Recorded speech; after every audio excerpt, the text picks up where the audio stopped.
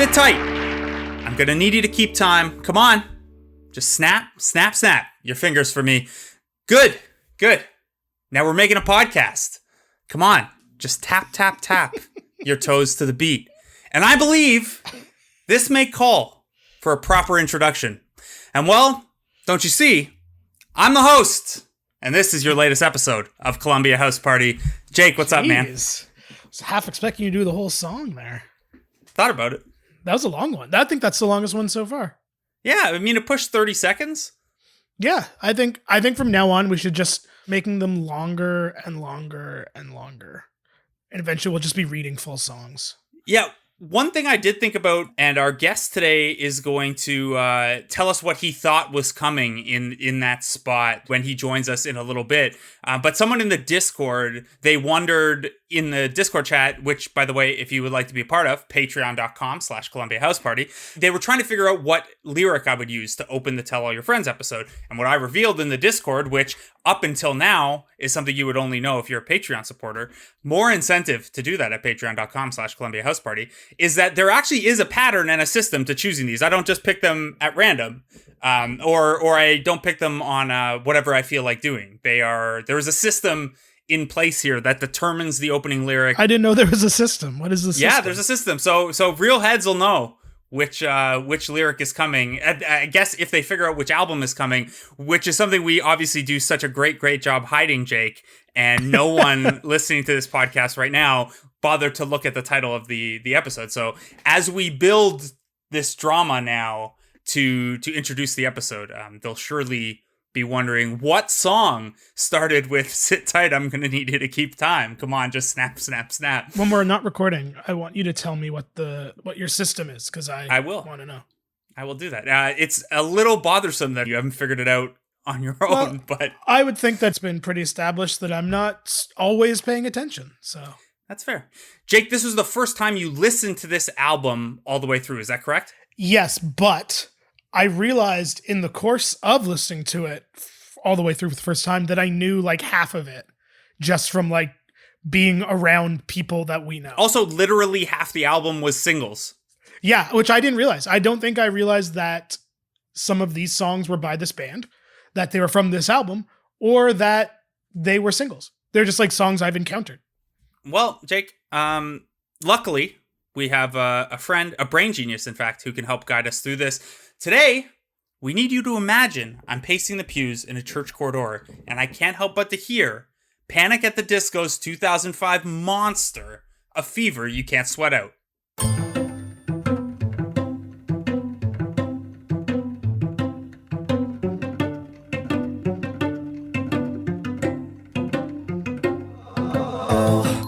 Imagine as I'm pacing the pews in a church corridor, and I can't help but to hear, no, I can't help but to hear an exchanging of words.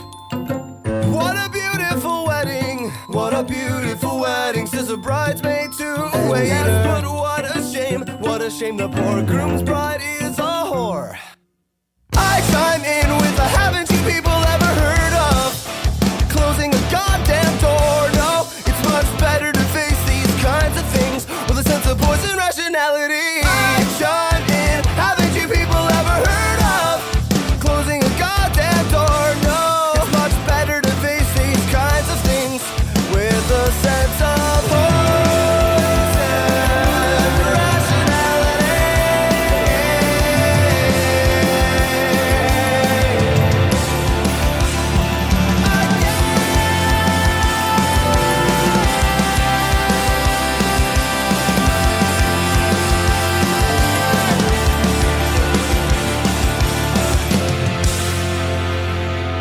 All right, so Jake, you are not, or were not super familiar, or at least you didn't think you were super familiar with Panic at the Disco's A Fever You Can't Sweat Out. So, to help us go through one of my favorite albums when I was in my late teens, early 20s, is a friend of the podcast, a wonderful podcaster himself, the brain genius, Josh Custodio. Josh, what's up, man? Fellas, I'm so excited to be here on Columbia House Party, a program that I love. And not only do I love this program, I'm going to go to bat for this album we're looking at today. I know that this is a divisive one, but I could not be more excited to talk about this record with you two. Yeah, we're thrilled to have you on. I've been wanting an opportunity to have you on for a little while now, and this came about. You coming on this episode actually came about by accident when we were texting recently. So for anyone who doesn't know and follow Josh, you can do so at J0SHC on Twitter. Great follow for wrestling especially, but all things in general. He has a Patreon at that same at J0SHC, where he does a lot of wrestling and UFC content. If you haven't checked out Josh's projects, AE Double Dudes with Our Boy the Zoobs, or Your Bad Childhood, or Wrestling Brain, I want to highlight that when you first reached out about doing the podcast, I asked you to give me a list of potential albums, as we normally do with our guests. And it was basically, first of all, it was a great list. And it was kind of a top hits of the albums we haven't done yet, but are high on the spreadsheet or have been requested the most. And it also revealed that you and Jake are kindred LCD sound system spirits. You were both at that last show in New York. You took this away from me to do fucking Panic at the Disco? How dare you? Well, he can come back on in January to do LCD sound system. How fucking dare you? It's not like Josh does anything other than podcasting.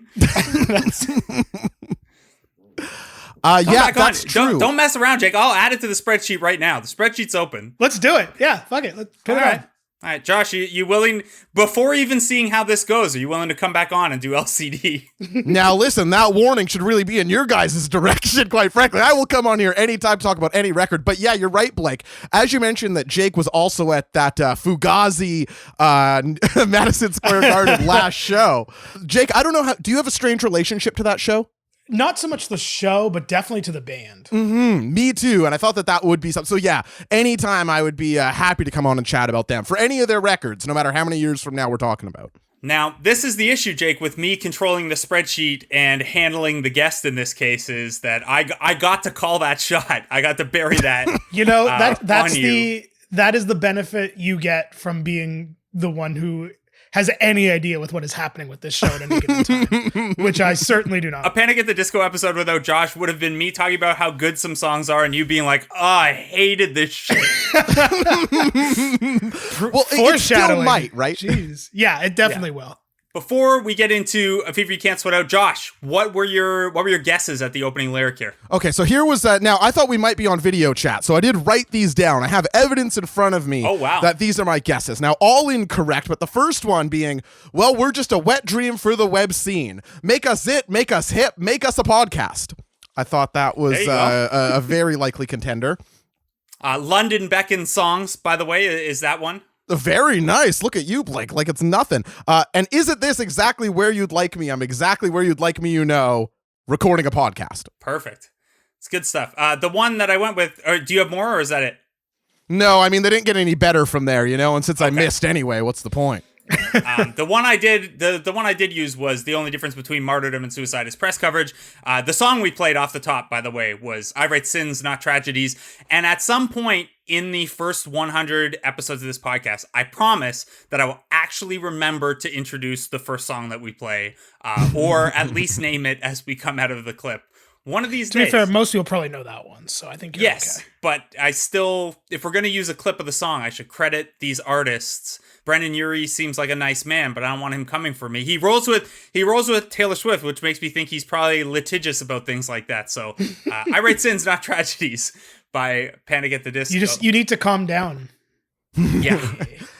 If there was ever a band where you'd be forgiven for forgetting the song titles, though, this would be it, right? Yeah.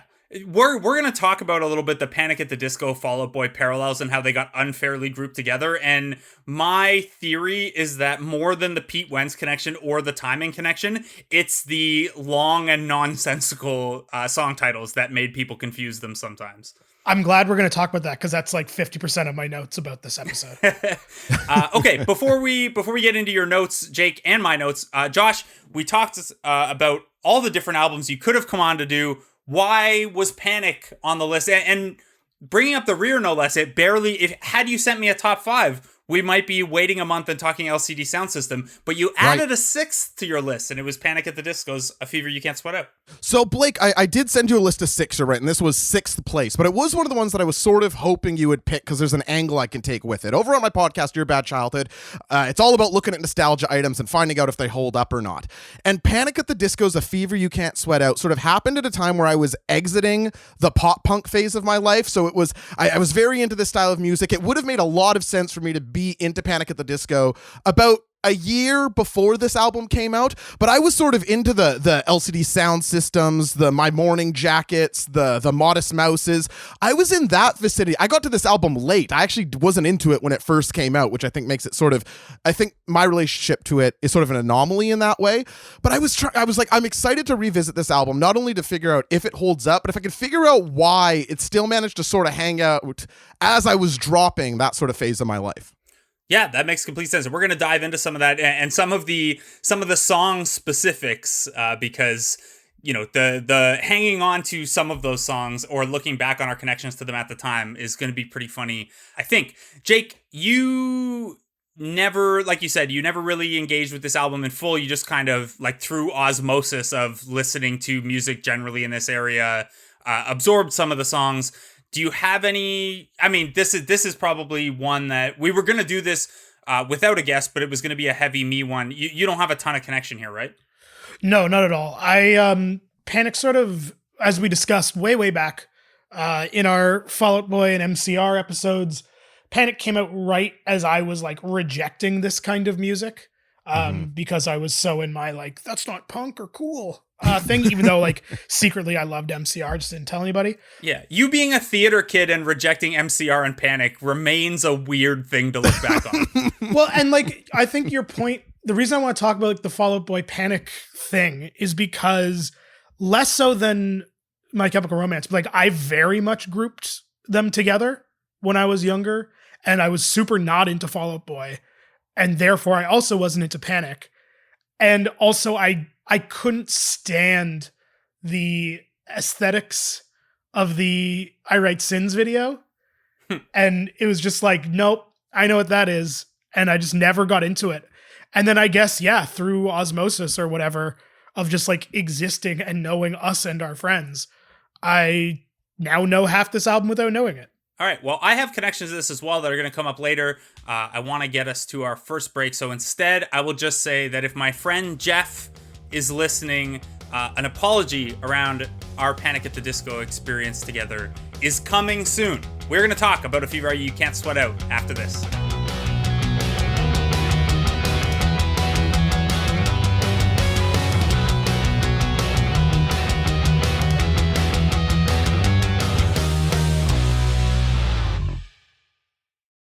All right, so before we lay it out there for my buddy Jeff, let's quickly go through the band's history, which was very, very short before A Fever You Can't Sweat Out. Now, for anyone who might be confused by us referring to a they for Panic at the Disco because it is now just a Brendon Urie solo project, there are 5 former members, and the band was initially a 4-piece, of whom Brendon Urie was the 4th member and not the initial lead singer. It was created by Ryan Ross and Spencer Smith, who were childhood friends in suburban Vegas.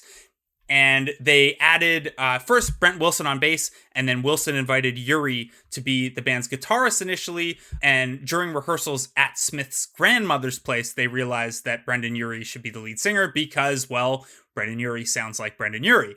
It is a little jarring to go back, especially on Pretty Odd and Vices or Virtues. I had forgotten completely that Ryan Ross still is like a secondary vocalist on some tracks. And given where Brendon Urie's kind of enormity as a frontman has gone, it's striking to go back and be like, oh yeah, Ryan Ross sings on these albums as well. Not as much on A Fever You Can't Sweat Out. It's a heavy Urie album, and obviously he was, to Jake's point about the aesthetic, he was the face of the band despite being the 4th man in and not the original singer. This band, by the way, it has been contested whether they started as a Blink-182 cover band or not. The band's backstory, when they first hit the scene in 2005, came up in interviews and had been reported that they were a Blink cover band. However, on a Twitch stream in 2019, Brendon Urie said they weren't really a Blink cover band. They just didn't have any songs yet. And to kind of get a feel for each other as a band and to practice, they would play a lot of Blink-182 songs. If you are curious what a Panic at the Disco Blink-182 cover band may have sounded like, well, Brendon Urie, Spencer Smith, and Pete Wentz made a brief appearance at Warped Tour 2009, the 15th anniversary of Warped Tour. They were the Decadence All-Stars, which is the name of Wentz's imprint on Fueled by Ramen, and they covered Damn It. So shout out to our friends at Blink-155 and the conclusion of their excellent podcast series and a wonderful compilation of Damn It covers. This is what a Panic at the Disco Damn It cover would sound like.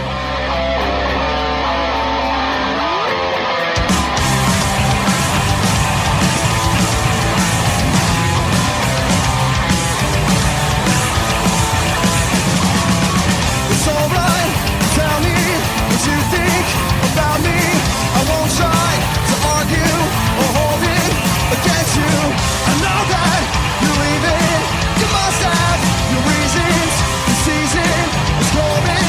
Your pictures are falling out.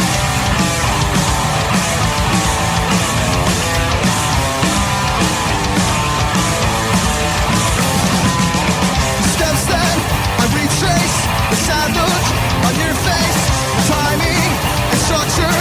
You hear the day late, I'm not sure, I'm writing the report, I'm losing, you're failing, when I move, I'm flaming now, it will happen once again, you'll turn to a friend, someone that understands, sees through the master plan, when everybody's gone, I've been here for too long, to face this on my own, well I guess this is growing up.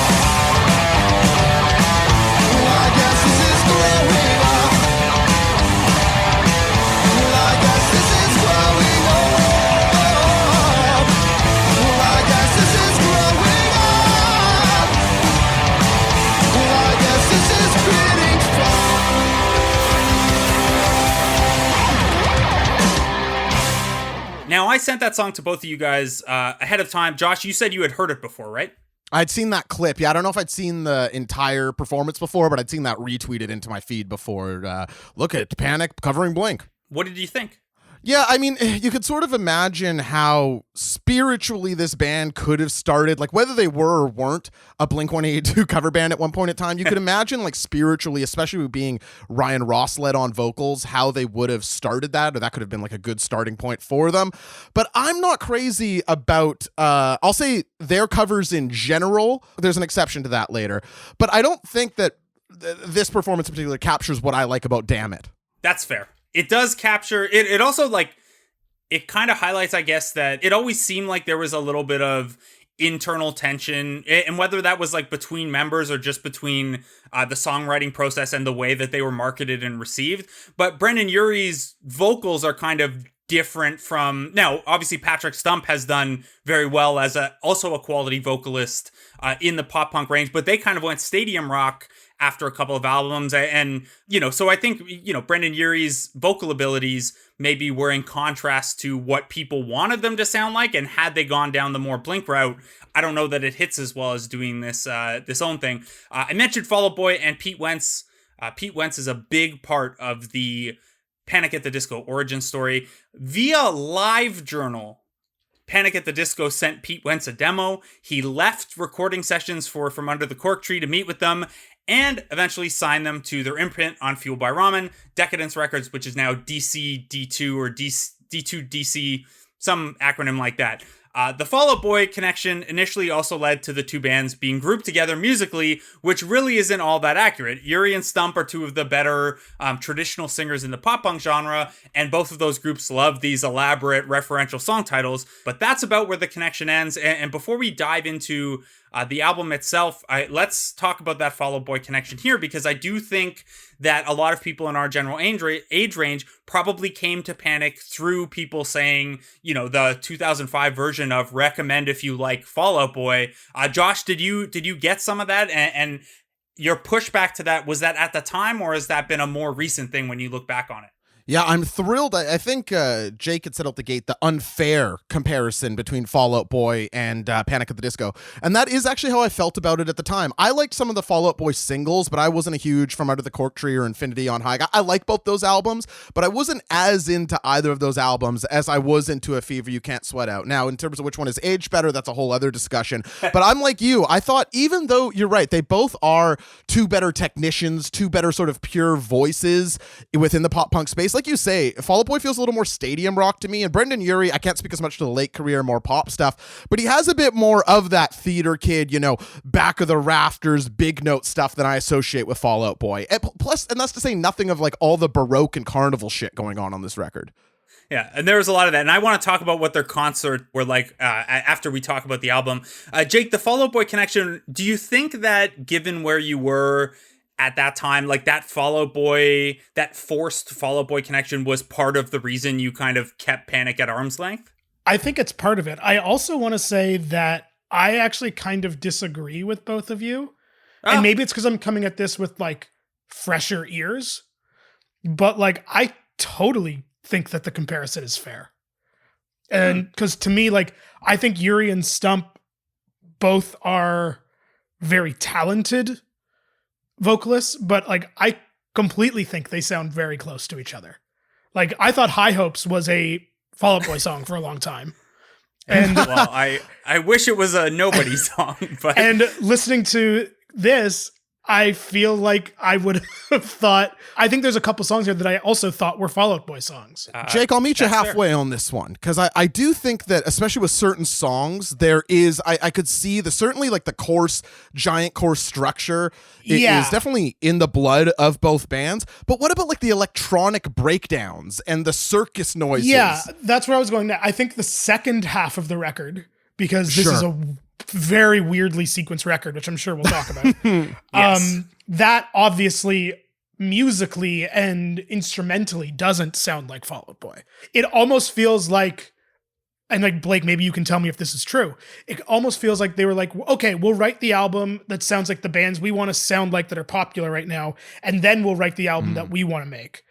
And the first half of this, up to and including the song titles, which to me just read like budget Fall Out Boy titles, are like, I understand why the band could be frustrated by the comparisons, especially because their leanings seem to be a little different, but like I totally get why they were grouped together. Yeah, in terms of the song titles, like how many times can you reference Chuck Palahniuk on one album, right? Right. And so, Jake, I will just say this, but I'm going to build off your point about the album sounding like two different half albums. I am going to play a clip here from the song Time to Dance, which is off the first half of this album. And we're going to play a clip of the demo version, and we're going to play a clip of the album version, and I'm going to explain to you after why. So this is Time to Dance, version 1 and version 2.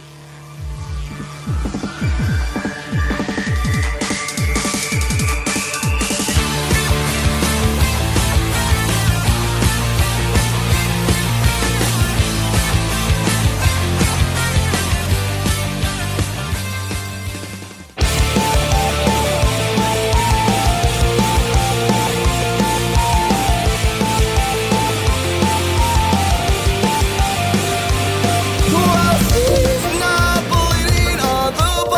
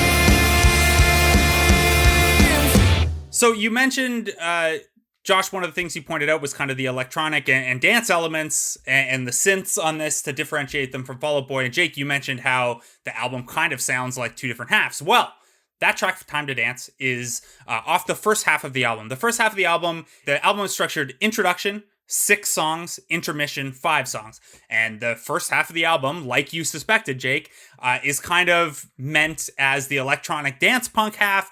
And the second half is more like vaudeville rock.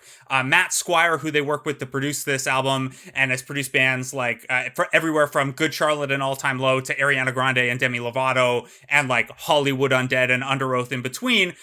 He had to convince them actually to use the rock songs on the second half. We played I Write Sins Not Tragedies off the top, and that's probably their most well-known song. That is firmly on the back half. That sounds a little more rocky. Time to Dance is certainly not the most popular song off that first half, but I play the 2 different versions so that I can share a connection and get to this apology to my friend Jeff about this album. So in 2005, when this album came out, Jeff, who is a friend of mine from as far back as grade 7 in Cambridge, he was moving out of residence and into a house at the University of Waterloo, and I was helping him move. And as part of that move, we drove from Cambridge to Brantford to go to IKEA, as you do when you live in the region in the 2005 time, and you don't really know where to get furniture. So we hop in his car and we're driving to IKEA and we're playing A Fever You Can't Sweat Out. And Jeff was one of my primary music friends. Earlier that summer, we'd gone to Warped Tour together. And I'm like, Jeff, man, I think you have the wrong version of this album or something. And he's like, no, like I got it when it came out. We argued a bunch about who had the right version of a couple of these songs. And why I need to apologize is that Jeff had the right versions, and I swore he had the wrong ones, and I had the right ones. There were demo versions of Time to Dance, Kamasato, and Nails for Breakfast, Tax for Snacks, that all had kind of dancier, more electronic demo versions that I had because those were leaked copies, and I was on that leak shit. But Jeff had the proper versions, and I was incorrect. So Jeff, I know you listen to occasional episodes of this podcast when the band suits you. I hope you listen to this one, and I'm sorry to you, and I'm sorry to your Volkswagen for disrespecting the music you put on in that Volkswagen on the way to IKEA. Did either of you guys run into, I guess, Jake, if you weren't a big Panic fan, you wouldn't run into this, but Josh, did you get the, hey, these leaks aren't the real songs experience with this one? You know what? I actually don't think I did with this record, but obviously that's a phenomenon that over my early music listening experience was just happening en masse. I legitimately thought, not to get too off base here, but what was the first single off Sam's Town by The Killers? It Doesn't Look a Thing Like Jesus. What's that song called? When You Were Young. When You Were Young. I had a torrent of that had a clip from the radio station beforehand that went K-Rock, and I thought that was part of the song. Yeah. It's like how from like 2008 to 2010, every song that I played in my car started with like DJ Ill Will. Now that's a credit to DJ Ill Will, though, not a discredit to the spirit of music. Let's try to bring this back. So the band had relocated to College Park in Maryland to record this album in the summer of 2005. They all shared a 1-bedroom apartment and slept on bunk beds, and it sounded like they really got on each other's nerves, that seems like a stressful process to have to write and record an album over 5.5 weeks, where they said they put in 12 to 14-hour days, because at the time they got signed, they barely had any original songs, and they had never even played a live show together. So, there's a little bit of, obviously, it seems, in retrospect, it seems very intentional the way the album is laid out. And it's like, hey, we've got this one funkier side where we're very much our own thing. And then we've got this second, still unique side, but a little closer to us doing, what everyone else is doing right now. And Jake, I'm sorry if I'm over speaking for you, but that's kind of the vibe you get, right? Is like, hey, we've got this experimental first half, and then we've got the second half that is going to be more radio hits and is closer to Fall Out Boy in comparison. Yeah, I would just flip the halves of what you said, because I feel like the first half is the Fall Out Boy radio half, and the second half is the experimental theatrical nonsense. Although the first half does have a lot more of the like electronic stuff on it. It does, but the second half I feel has more of the the strings and the maybe it's just because I write sins. It is like and, orchestra heavy on the second half, and yeah, you can find a lot of music. Covers of the second half songs by an orchestra, so that makes sense. I can see that. Yes. All right, so one of the ways that Panic stood out, obviously, is with Brendon Urie, and again, this is just him now, but at this point, he's kind of he's the face, and he's a very handsome face, obviously, and is, obviously what Panic was trying to do musically was the most interesting thing about them, but Urie was the hook. And he sets the tone for kind of that sound shift on the two different halves of the album, highlights his vocal range, and if you're trying to get teen hearts beating, when he turns it, I will, this is not my phrasing, this is Josh's phrasing, when he gets a little sexier on a certain song called Lying is the Most Fun a Girl Can Have Without Taking Her Clothes Off, that's when you really get the teens hooked. This is that song. Is it still me that makes you sweat? Am I who you think about in bed? When the lights are dim and your hands are shaking as you're sliding off your dress, think of what you did and how I hope to God he was worth it. When the lights are dim and your heart is racing as your fingers touch your skin. I got more wit, a better kiss, hotter touch, a better fuck than any boy you'll ever meet, sweetie, you had me. Girl, I was it, look past the sweat, a better love deserving of exchanging body heat in the passenger seat. No, you know it will always just be me. Let's get these teen hearts beating faster, faster. So testosterone boys and hard-looking girls, will you dance to this beat and hold on the close? So testosterone boys and hard-looking girls, will you dance to this beat and hold on the close? So testosterone boys and hard-looking girls, dance to this beat. So testosterone boys and hard-looking girls, dance to this beat.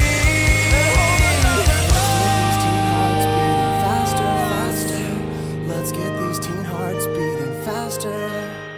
Yeah, I got to tell you about Lying is the Most Fun a Girl Can Have. I'm a little embarrassed to admit that I legitimately sent this to my girlfriend at the time, thinking it would be like, kind of a mood setter. Be like, hey, this. Like, I legitimately thought this was a hot song. Listening to this back, I listened to this 3 times for this podcast. This is a profoundly unsexy song in execution. Am I wrong here? No. Yeah, I mean, I'll leave it to Jake, but it's not other than, like, I understand the pre-chorus of let's get these teen hearts beating faster, faster, and like his whisper singing might do it for you, but it's very yin yang twins. Yeah. Wait till you see my That's the radio edit, by the way, if you ever heard that song on the radio. I do feel like, though, with this band, and I can't really speak to their later stuff, but for this album, we talked a while ago about sort of like the emo quadrant and like how that was represented to the population at large, about how sort of like the lyrical side of things was taken from Fall Out Boy and the makeup and aesthetics was taken from My Chemical Romance. And I'm sure there's more I'm thinking of. I feel like the I guess like the teen girl appeal, for lack of a better term, I don't like that phrasing, but sort of like the way that the media and that emo in 2005 was portrayed as like a new big genre for teen girls to find like crushes in, which is a stupid reductive way of talking about music, but it did happen. I feel like that comes from Panic at the Disco and like Pete Wentz, I guess. Well, if you guys were curious where the sexiness comes from, they were inspired by Natalie Portman in the movie The Closer with Clive Owen. Yeah, they explained, and quote, Natalie Portman was so sexy. She plays a stripper and wears this pink wig. Her and Clive Owen have a couple of lines that they share. We thought that was so cool. Clive's character says, "Tell me something true." And she says, "Lying is the most fun a girl can have without taking her clothes off." And then she says... that movie famously about people being miserable and cheating on their spouses. Yes. That's right. And then she says, "But it's better if you do," which also, lying is the most fun a girl can have without taking her clothes off, leads us into the intermission, and then "But it's better if you do" takes us out of the intermission on the album. So a nice little Nice little reference to Natalie Portman there. I don't know. Did we talk about Natalie Portman when we did a Lonely Island bonus episode, Jake? I can't remember. I think it came up briefly, but not enough is what I would say. Okay. Josh, I don't want to do the Mallrats thing and ask you too personal a question to close a good story, but no, please. What did your girlfriend think of the song you sent her? So I do think, I don't think it was because, I don't remember the exact reaction to the song sending, and I wish I did, but she was my long-term girlfriend. I mean, we eventually had sex again. Like, the song didn't do enough to stop it forever, you know what I mean? But no, I don't think it was like, oh, wow, honey, great song choice. Yeah. All right, so that was the fourth single off of this album. It followed The Only Difference Between Martyrdom and Suicide as press coverage. There are a lot of songs, a lot of singles off of this album. 5 of the 11 real songs, we'll call them, to be exact. There is kind of a weird timeline of success for this album. So the pre-album leaks come out, and there's the bit of the Fall Out Boy buzz because Wentz signs them, and then it kind of dies out. Like, they tour with a couple bands, and they're not an immediate success when this album comes out in September of 2005.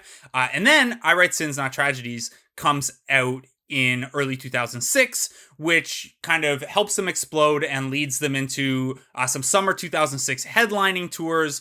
Jake, I know I Write Sins Not Tragedies, you mentioned, is kind of like where you put up your block to Panic at the Disco. How dare you disrespect the 2006 MTV VMA Video of the Year? But can you explore that a little bit more of just like, it's come up a couple times where a song is just so big, and obviously, a band is not defined by their single. Like, Float On is a great Modest Mouse song, but it does not give you an accurate picture of what the rest of that album is like, really. In this case, I Write Sins Not Tragedy does give you a better example of the album. But do you think you would have, digested this album a little differently had one of the other singles been the one that hooked you instead of I Write Sins? I doubt it, because I think I was too deep in my anti this kind of music narrative. Okay. So I don't think it would have made a difference. I do think it probably would have made me come back to this sooner than this episode, because that's fair. Because I like Fall Out Boy now, and I like those records now, and I listen to those records now. I don't want to spoil the final segment, but I really think you would like Vices and Virtues and Pretty Odd. And I do want to check them out, because I liked a lot of this too, so now I'm curious. So I think the answer is yes and no. I think back then, no, but as an adult who can think for myself, then yes. But because I still don't like that song even today.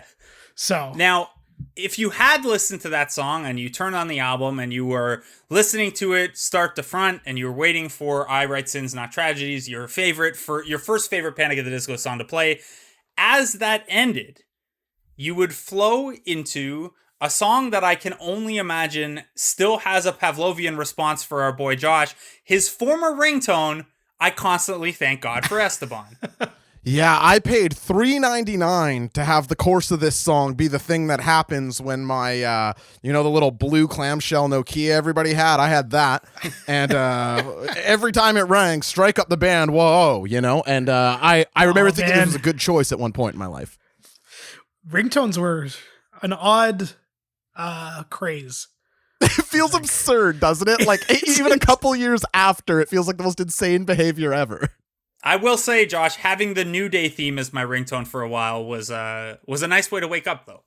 Okay, now I changed my mind. That actually sounds fantastic. If I could just say one thing about the I Write Sins video, I think that it actually, while it did obviously a tremendous amount to break them and introduce people to their aesthetic, I think there were a lot of people who were turned off by that exact vibe they were giving off. I don't know if you two remember Punch Much, the request by phone video channel Much Music had.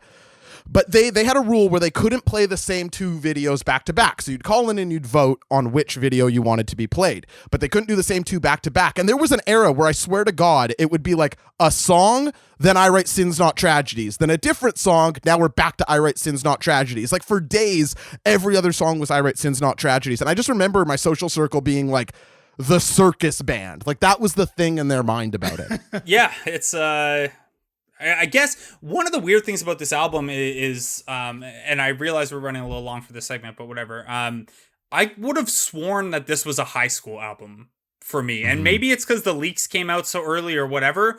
But this album being 2005, and obviously I know it's 2005. There is a reference in one of my tattoo sleeves to just how good a year in pop punk 2005 was. There is not that this really qualifies as pop punk, but close enough for our purposes.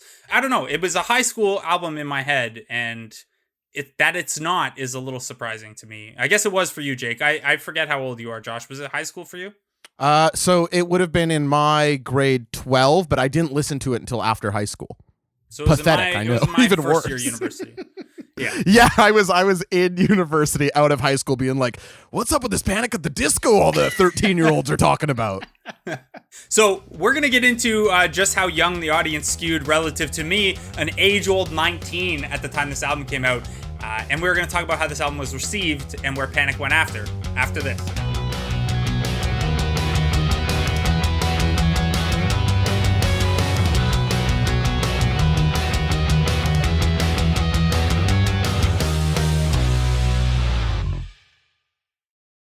All right, so as you may have gathered from all of our own conflicted or changing feelings over time, A Fear You Can't Sweat Out was received divisively. And in retrospect, it's still received fairly divisively. The reviews and takes are all over the place. It was eventually included at number 39 in Rolling Stone's 40 Greatest Emo Albums of All Time and Kerrang's 50 Best Rock Albums of the 2000s. But if you go back and read those reviews or you read some retrospectives on them, it's still a mixed bag. Now, one of the biggest challenges for Panic coming out of the, I guess not early success, but just coming out of having made an album, was they had only a couple weeks to learn how to be a live band, and they had never played live shows before. The band claims they only had 2 weeks to figure that out, which is a pretty big deal when you're going to tour nationally under Fall Out Boy or Motion City Soundtrack or Boys Night Out or The Starting Line, who I will take every opportunity to bring up on this podcast, as Jake knows. So not only were they not ready as a live band, this album also sold poorly initially. It hit number 113 on the Billboard charts, which isn't terrible for something from this genre, but only 10,000 in sales early on. And then the video for I Write Sins Not Tragedies gave them a huge push. It shot up the charts, it cracked 500,000 sales, they got a headlining tour, and then they eventually went double platinum. And this is the point in the podcast where I have to talk about Benji Molina for a second, if that's okay with you guys. Sure. It's fine by me, yeah. All right. So it is July 15th, 2006. I spent my summers in university working at the Toyota factory in Cambridge on the manufacturing line. And one of the friends I made there was this guy named Andy, who was a couple years older than me, but was a huge baseball fan and had some overlap in music taste. So, we put together a softball team for our assembly line to enter the company slow pitch tournament and talked about things like Fall Out Boy and Panic at the Disco. Neither of us wanted to go see Panic at the Disco alone, and we're in that territory of like, none of my friends really mess with this, so I don't think I can convince anyone else to go. So we opted to make a Saturday of it, and we were going to see a 4 p.m. Roy Halladay start before we went to see Panic at the Disco at the Molson Amphitheater. We figure, hey, it's a Roy Halladay game. That's a nice, safe, quick game, and then we'll just shoot over the amphitheater. We've got plenty of time. Unfortunately, Brandon League blows a 2-run lead in the 8th inning. The game is rolling along and hits. This had to have happened only a handful of times in Halladay's whole career. The game pushes over 4 hours. It ends up being 4 hours and 23 minutes. It goes into the 14th inning. We're watching the clock this whole time, and neither of us wanted to leave. We did not care about the Dresden Dolls, who were opening and mixed vaudeville in with their performance like Panic at the Disco did. Apparently, they did like what they called a celluloid vaudeville show that included short films along with their music. Anyway, around 8 p.m., we're like, look, we can't miss Panic. It's the reason we came here. Tickets were expensive. We can give it one more inning, and then we have to do the unthinkable baseball fan thing of leaving in extra innings. Finally, in the bottom of the 14th, with one out, Benji Molina singles home Lyle Overbay. And we make it just in time to see Panic at the Disco in concert. Josh, have you ever seen them in concert? Yeah, no, far outside of their prime, I would say. In 2016, I saw them and Weezer. How was that? Well, folks, you know, some things are overrated and some things are underrated. Yep. Seeing Weezer and Panic at the Disco in 2016 is exactly what you think it is, to the letter. It could not be a more what you were expecting experience, whatever that is to you. I will say that I have seen Weezer in like the last half decade, and I completely agree. I haven't seen Weezer since 2010, so I think that was maybe at the edge of it still being a fun experience. It's still fun, but it is exactly what you think. Sorry, you know what I'm talking. You know what I mean. Yeah. Anyway, so I went to see 2006 era Panic at the Disco, and not only were Andy and I two of like the only people there that could drink. The has to be the shortest beer line in the history of the Molson Amphitheater, which is now Budweiser Stage. This is before you could get those King cans. Andy had to drive back to Toronto, but 20-year-old me at this point, who was only just entering his drinking prime after a second year at university, I made good use of it. Anyway, so the show was really interesting because they did mix in all this vaudeville stuff, and it was, you know, as much performance as it was concert. It was pretty cool, and I don't know how to do it justice really without someone having been there, but if you've seen I Write Sins, Not Tragedies, the music video, you know, it's not quite to that level, but it's not far off from that, which as a concert, when you're a band that only has 11 songs, it probably makes sense to beef up your live performance. Like quite literally did not have a non-album song that they could have played anyway to fill that time. So a 35-minute concert maybe wouldn't have gone over that well for, you know, a headliner. So they had to spruce it up with that stuff.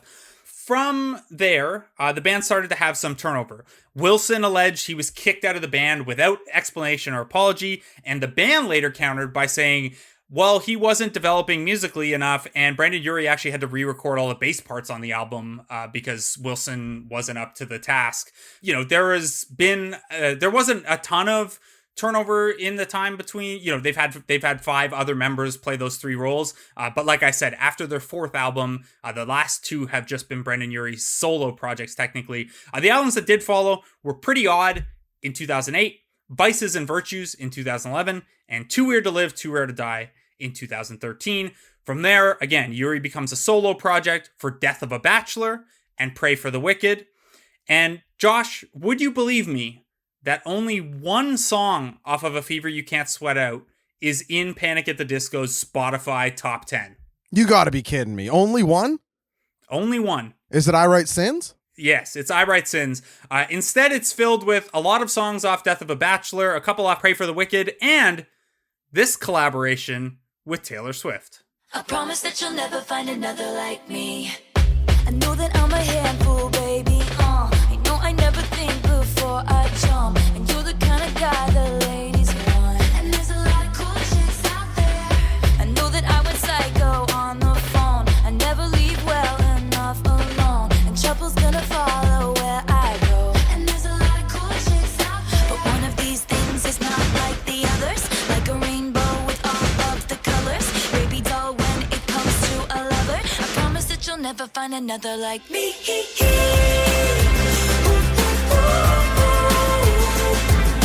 I'm the only one of me, baby, that's the fun of me.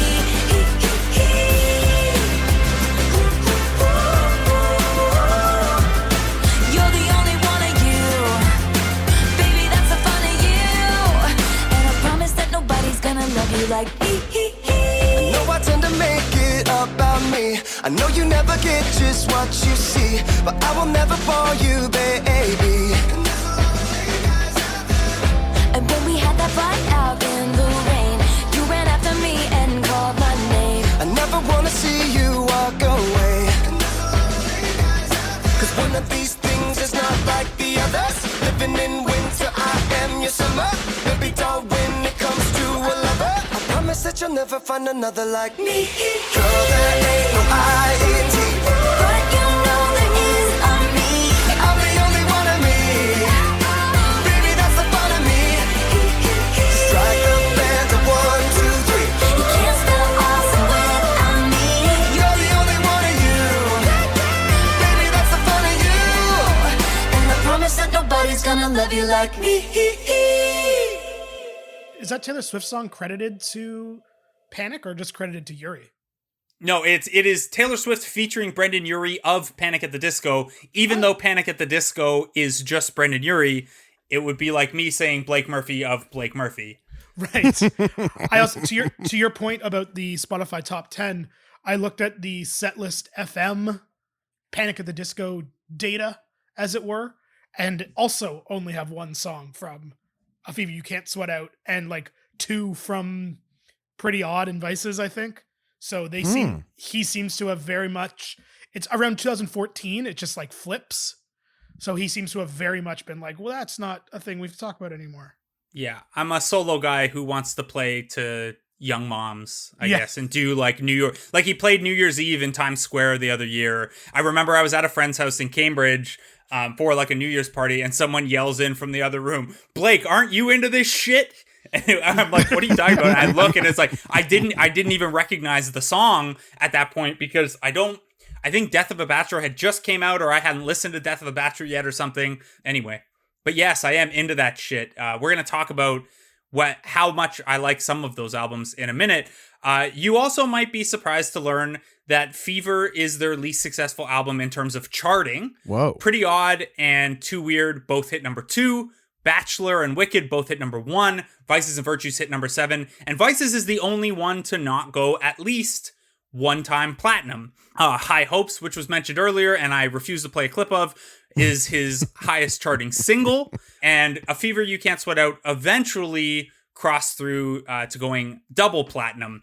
So it's at this point in the podcast where we normally, pick something to rank or debate. This is the rare occasion where I actually have takes that I'm passionate about, and I'm not just setting up Jake and the guests. But before we get to that, Josh, like you said, you have your podcast, Your Bad Childhood, where you look back on some of this nostalgia stuff and you might feel differently about it now. And I'm curious, does Panic at the Disco qualify here as something you look back on and cringe a little bit about having liked as much as you did?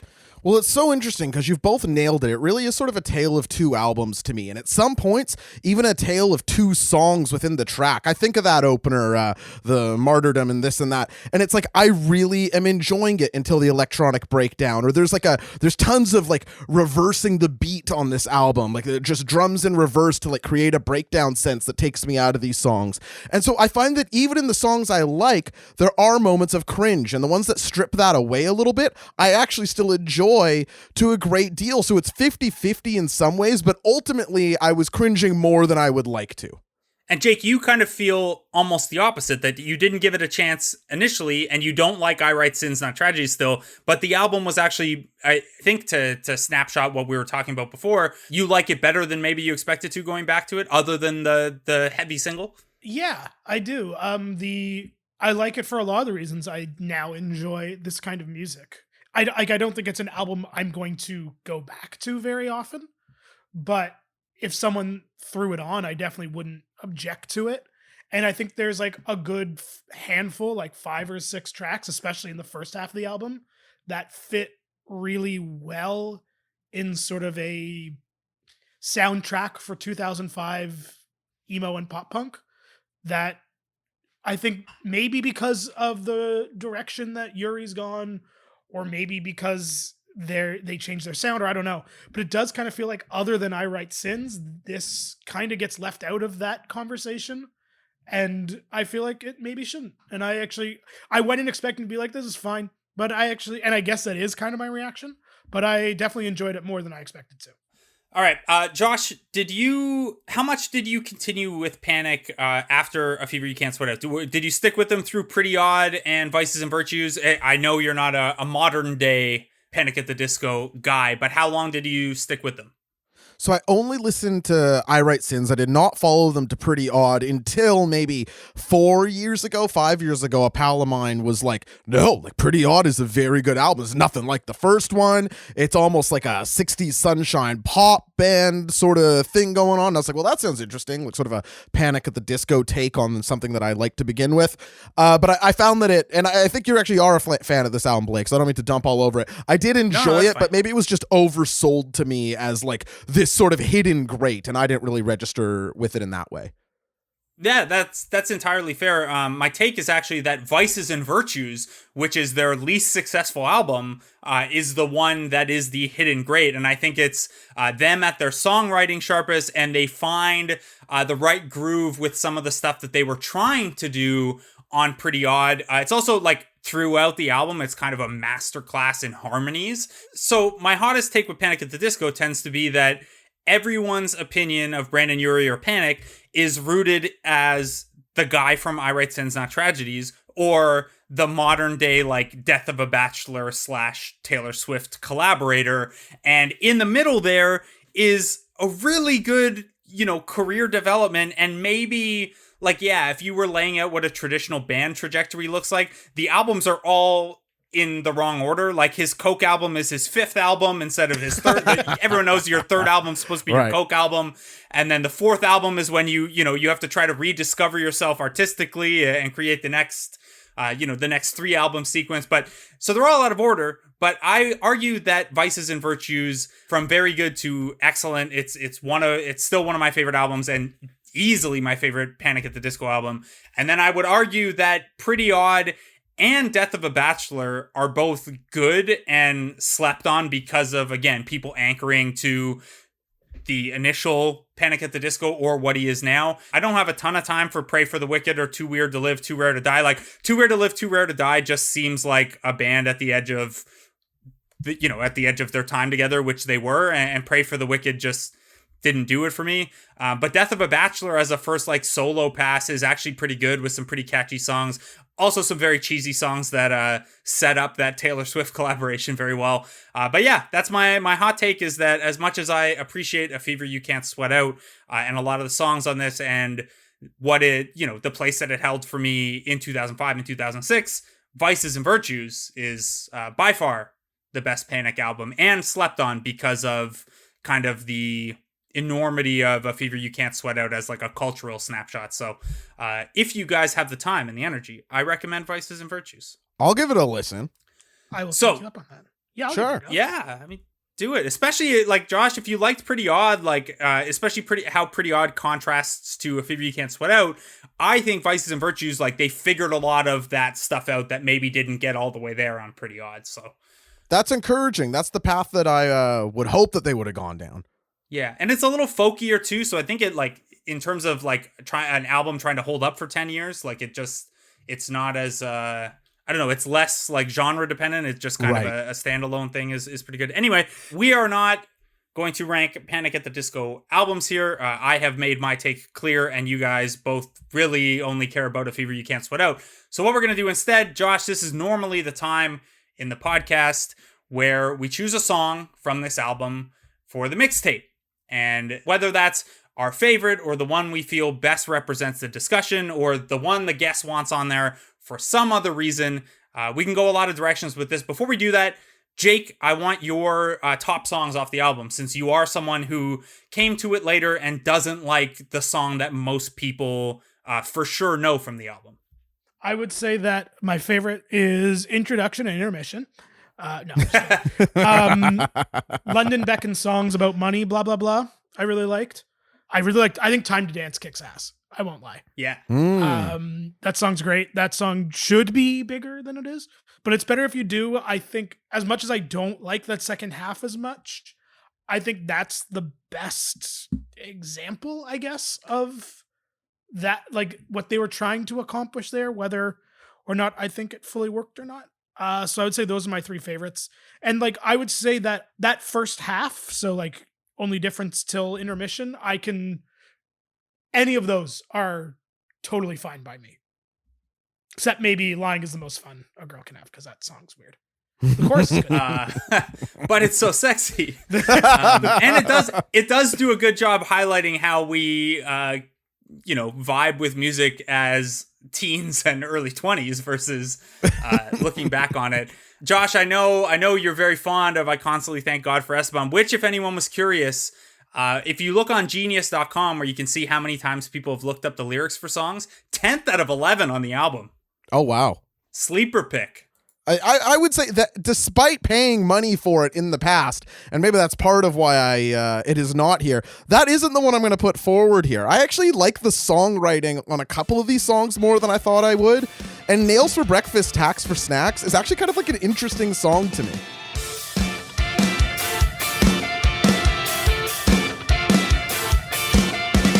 Watch your mouth, oh, because your speech is slurred enough that you just might swallow your tongue. I'm sure you would want to give up the ghost with just a little more poison than or was it God who chokes in these situations? Running late, oh no, he called in. Or was it God who chokes in these situations? Running late, oh no, he called in.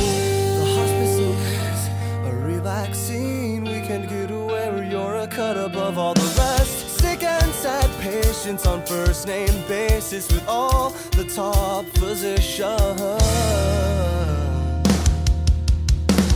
Prescribe pills, I'll set the shakes, I'll set the pills. You know you should take it a day at a time. Prescribe pills, I'll set the shakes, I'll set the pills. You know you should take it a day at a time. The hospice is a relaxing weekend getaway where you're a cut above all the rest. Sick and sad patients on first name basis with all the top physicians. So, sorry, Jake, I can't remember. Was that in your okay list or in your reject list? That's in my okay list. I'm fine with that. All right. Nails for Breakfast, Tax for Snacks. Going on this is the weekly me typing into the microphone. Nails for Breakfast, Tax for Snacks. Going on the mixtape. Can I just say one thing that I can't stop thinking about this record? Yeah. I love this program, and I love coming on because I always learn so much between the two of you. You both are such great minds for music, and I get to learn things. And Blake said something right before we cut to the song, the Taylor Swift one, and I can't stop thinking about it. You're telling me there was a guy who threw away the Panic at the Disco meal ticket because he couldn't get good enough at bass? Yeah, apparently.